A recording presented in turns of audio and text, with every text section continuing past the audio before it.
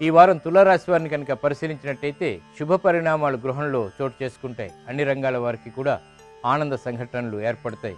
విదేశీ సంబంధిత ప్రయాణాల ద్వారా కూడా ఆర్థికపరమైనటువంటి లబ్ధిని పొందగలుగుతారు. మిత్రులతో మైత్రి కొనసాగుతుంది.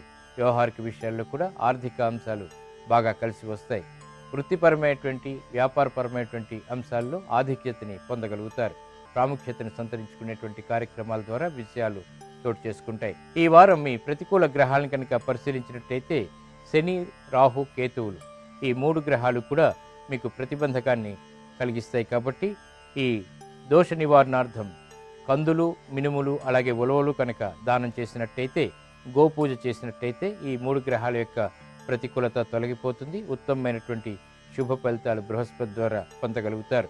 ఇక ఈ వారం తులారాశి వారు పఠించవలసినటువంటి మహామంత్రాన్ని పరిశీలించినట్టయితే ఓం నమ శివాయ అనేటువంటి మంత్రం ఉపకరిస్తుంది. బృహస్పతి ద్వారా శుభ ఫలితాలని గృహంలో కలిగిస్తుంది. సంతోష సంఘటనని కూడా కలిగిస్తుంది. ఈ వారం తులారాశి వారు చేపట్టవలసినటువంటి కార్యక్రమాలను కనుక పరిశీలించినట్టయితే ఉద్యోగ ప్రయత్నాలు బాగా కలిసి వస్తాయి. నూతన ఆనందాన్ని ప్రసాదిస్తాయి.